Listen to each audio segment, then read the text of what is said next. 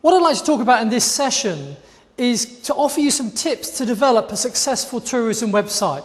You already may have a website. What I'm going to try and offer you is some creative ideas to really develop that site so that visitors get attracted to it, and hopefully that will convert into business for you. Now, when a visitor comes to your website for the very first time, they've got 4 words in their mind. And those 4 words are, "Don't make me think." And it's a really good template idea to think about when you're designing a site for usability. Make it as easy as possible for your visitors to navigate through your site. So tip number 1, promote Somerset's distinctiveness. We have a magnificent landscape, lots of colour, texture, lots of variety. Put those photographs on your website.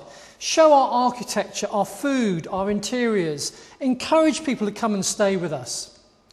Tip number 2 is to keep your website up to date. If you're offering late availability or special seasonal offers, put it on the front page of your website.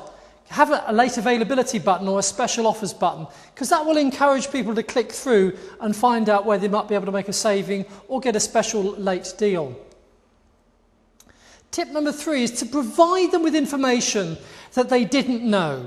Now put yourself in your visitor's shoes. They're driving down a motorway, it's late at night, it's raining, they're going to get to your bed and breakfast, but the one thing they want more than anything else is a hot meal.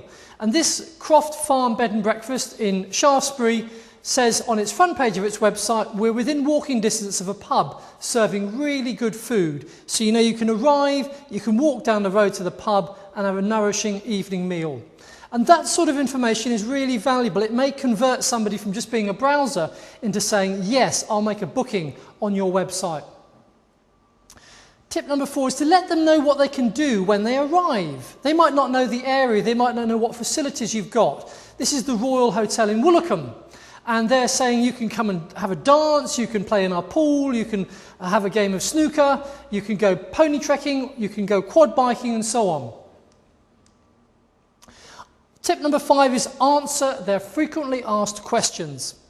Now, you may know everything about your business, but your guests may not know that you've got disabled access, that you offer vegetarian food, that you've got a high chair for a baby, or you've got a games room for children if it's a wet day. And putting that information on your site saves them from having to contact you. They may be visiting your site late in the evening. Always have a home button on your website navigation. And the reason for this is that not everybody will arrive at your website on your home page. It may be that Google has indexed all your pages and they may arrive at your tariff page or your menu page or your About Us page. If they see a home button, they'll be able to click back to the front page of your website and find out a little bit more about your business. So all you have to do is put a home tab on the front page menu of your website.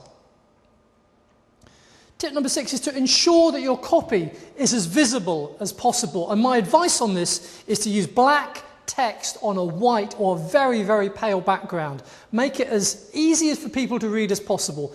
2 million people have site-related problems in this country, and you don't want to lose that potential market. So follow the advice of Courtyard, the design of Courtyard Apartment here, rather than this style of text on a very distracting graphical background, which makes it very difficult to read on a computer screen.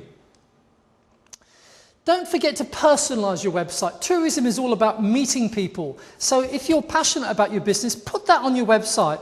This is a wonderful website called the Big House Company down in Wellington, and they've got all the partners there and the families that are running the business. And it just makes me have a nice warm feeling about the people behind the business. Encourage feedback, because it's going to happen anyway. And I'm going to show you a logo now which you may be familiar with. It's TripAdvisor. Now, the staggering fact about TripAdvisor is that that website attracts 19 million unique visitors every month. And those visitors are going to be writing about your business in TripAdvisor. They're going to send photographs of the things they really like your drapes and your bedroom or whatever. They'll also load up pictures of things they don't like rusty fittings or fittings that don't work or torn carpets or whatever else. They'll put it up for everybody else in the world to see. So how do you try and make the most of TripAdvisor? Well, this is a tip to give you some really step up into using TripAdvisor creatively. When somebody's had a really good stay at your place, as they leave, give them a business card, and on the back of the business card write, "Would you like to add a review to tripadvisor.com?" They invariably do, and one bed and breakfast that's done this very successfully now gets 80% of its traffic directly from TripAdvisor reviews. My final tip is to register your business on Google Maps. And the reason for this is that Google is developing a much more localized search. So for example, if I go into Google and I type in bed and breakfast Minehead Somerset, I'm going to get a list of local businesses first with links on an interactive map.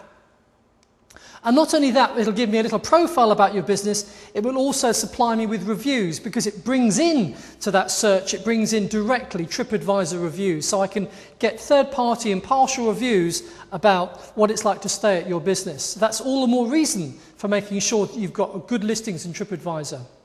And how to get onto Google Maps is very simple. Go to maps.google.co.uk and click on a tab saying Add My Business to Google Maps. It is as easy as that.